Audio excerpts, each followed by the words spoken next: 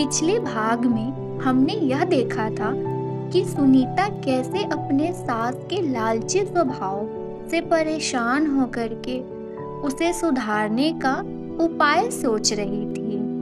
इस भाग में हम यह देखेंगे कि क्या वाकई सुनीता अपने मकसद में कामयाब होगी। क्या उसकी सास मंगला देवी सुधर पाएंगी? आइए देखते हैं।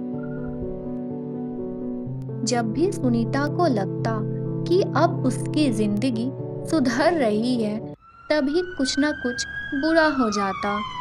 उसके पति मोहन का एक्सीडेंट हो गया।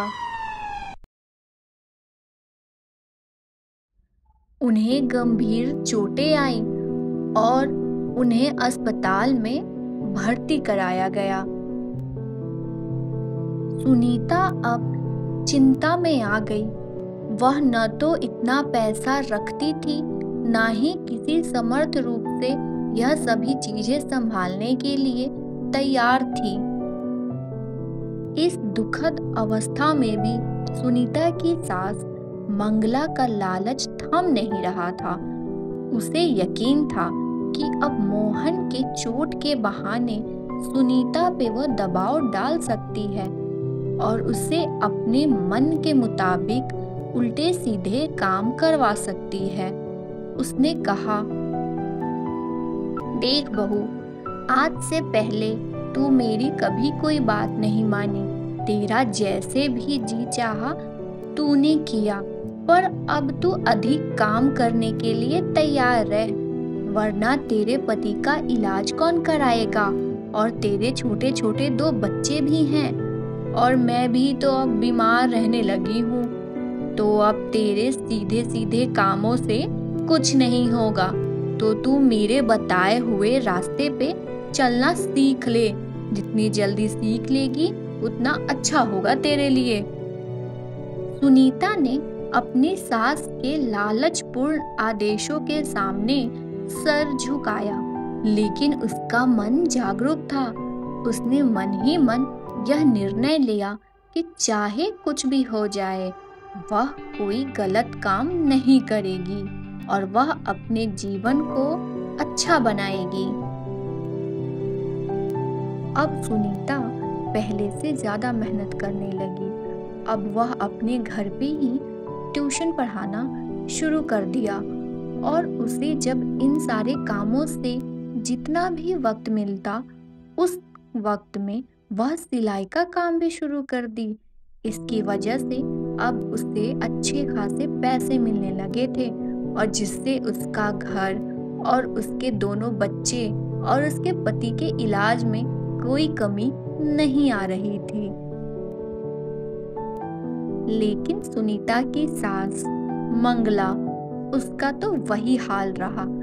उसे जब भी मौका मिलता सुनीता को 2-4 ताने सुना दिया करती थी।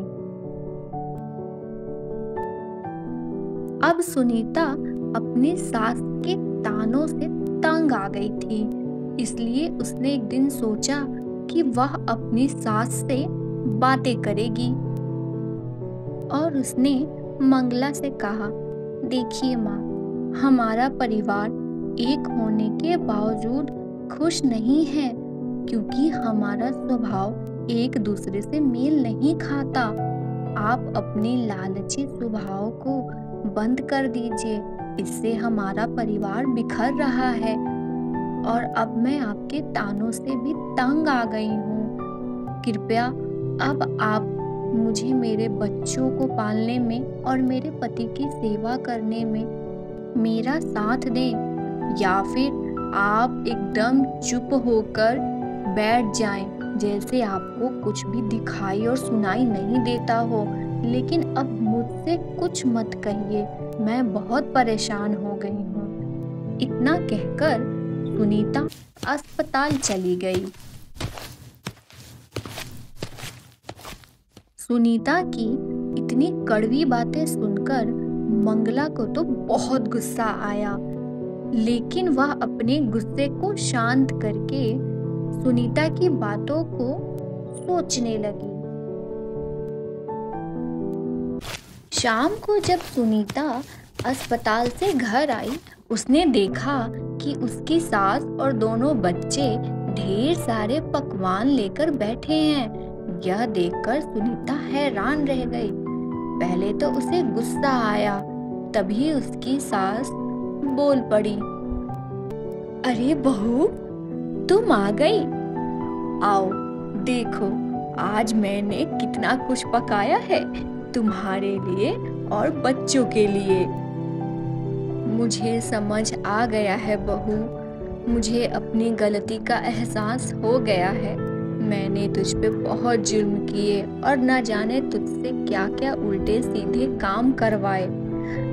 अब मुझे माफ कर दो और अब हम सब मिलकर रहेंगे। कल मैं भी चलूंगी तुम्हारे साथ अस्पताल अपने बेटे को घर लाने। यह सब सुनकर सुनीता बहुत खुश हुई और वो भी उनके साथ आकर बैठ गई। अगली सुबह सब अस्पताल गए मोहन को घर लाने के लिए। वहां पहुंचकर मंगला देवी ने कहा, मोहन और सुनीता, मैं तुम दोनों से एक बात कहना चाहती हूँ। मुझे माफ कर दो और तुम्हें अब से घर की चिंता करने की जरूरत नहीं है। तुम लोग बाहर कमाओ और मैं तुम्हारे बच्चों को और घर को सबको मैं देखूंगी। और अब हम सब मिलकर एक दूसरे का हाथ बटाएंगे। और इतना सुनते ही सब हंसने लगे।